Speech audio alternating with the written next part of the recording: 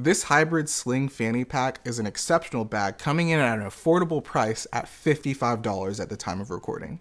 Hello and welcome to our corner of the internet. My name is Margos and today we're going to be taking a look at the Dad's Fanny bag. I should probably mention that this bag is actually intended to be a diaper bag, hence the name Dad's Fanny. However, I'm going to be reviewing it from an everyday carry perspective, and let me tell you, it is really good. This small bag has a ton of sick features packed in, so let's go over the specs real quick. You've got a water bottle holder that actually is just a sleeve right here. You've got a sick fidlock buckle on the strap. You've got a quick access phone pocket on the back. You've got an RFID blocking front pocket, 1000D nylon, waxed canvas, water sealed YKK zips, burly metal hardware, an awesome key leash, and seatbelt like straps. So let's talk about the liner real quick, because you know, if you've watched any of my previous videos, how much I geek out on liner. I'm happy to say that this has some of the best liner I've ever used on a bag, second to the Evergood Civic half zip backpack.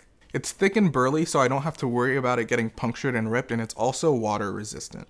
They also use the super bright liner, so it's easy to see what's inside. So Brad, keep up the great work. By the way, Brad is the name of the guy who made this bag along with his wife Becca. I also want to mention how friendly they look. Like, I'll probably throw up a picture somewhere here, but don't they just look like people you'd want to be friends with? Just me. Anyways, moving on, let's go ahead and talk details real quick. When using this bag, I feel like it was designed with such detail and intention. Let me explain. So for example, this water bottle holder, it's actually just a sleeve that has hooks on each end so your bottle doesn't fall out. This is just such a cool way of implementing a water bottle pocket on a sling that I haven't seen done in this fashion before. Also, I want to mention that since the hooks are on both sides, it doesn't matter which shoulder you wear your sling on because the bottle can be facing up either way. So, super cool. I also want to mention that when it's rainy, I have used this for holding like a small umbrella, so it's also good for that. I think on the website it also says it can hold jackets too, so whatever floats your boat. This fidlock strap is killer. It makes it super easy to take the bag on and off. As someone with really long hair, as you can see, it can be a real pain to put a bag on or take it off. So I really think that this is an underrated feature that more slings should adopt.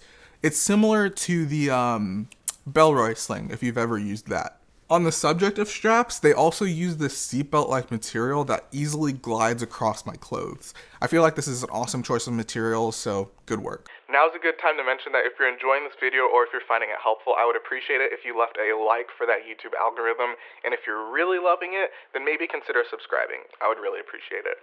Anyways, back to the video. Brad made a super simple but effective phone pocket. Pretty much, as you can see, it's like a crescent that you put your phone in one corner at a time, and it's a little stretchy, so there's a little bit of give to it. And I feel like I have an iPhone 11 Pro Max, so it'll fit a pretty large phone.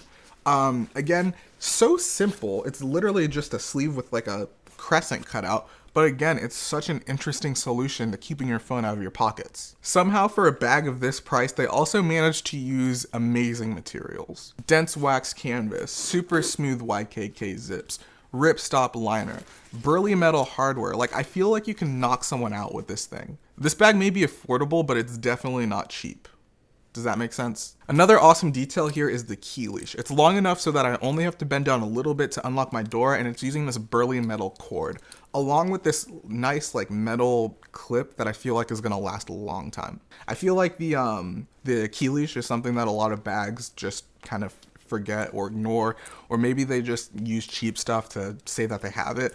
This is definitely feels considered, I should say. I also want to say, like, look at this organization. It's absolutely glorious. There's a place for everything, but it's not too complex or overbearing. Let's get into it real quick. So you've got a front pocket. This is your RFID blocking front pocket, which has like a tiny pocket inside of it. It's like pocketception. And then just a place for like flatter items. You can even fit like 2 mirrorless camera batteries right here in this small pocket. But it's great if your wallet doesn't have RFID blocking, you can use it for that. And then you've also got this interior that's divided by these 2 mesh panel things.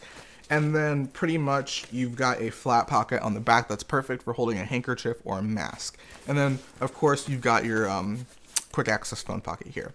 Awesome organization, absolutely love it. The icing on the cake, the Pièce de résistance is the fact that it's even ethically made. I saw a tag on it when I got this bag that said ethically made in Vietnam, and I wanted to know more. I had the pleasure of emailing Brad for a carryology. Here's what he had to say about it.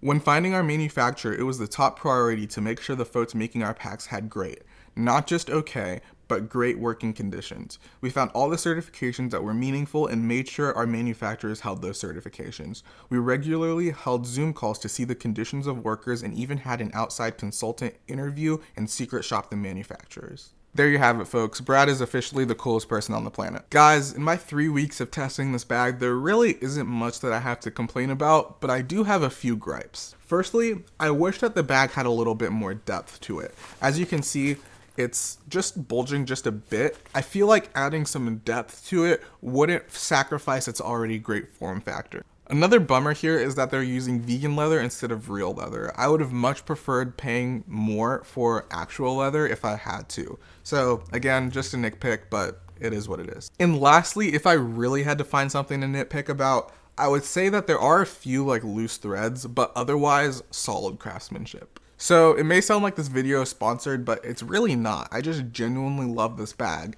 It's got great features, exceptional design, awesome materials, and good conditions for the people making the bags. I mean, like, what else could you ask for? I really do believe that this is a hard pack to beat for this price, and I love to see small brands succeed. So if you guys are at all interested in this pack, be sure to check out the link below. I'll be sure to link to their website. Thank you so much for watching this video. If you enjoyed it or found it helpful, I would appreciate it if you left a like, and if you really loved it, then oh my goodness, you could subscribe. I would really appreciate it. Thanks so much for your support, guys. This channel has been growing steadily, and I've been having so much fun making videos. I know it's been a while since I made my last video.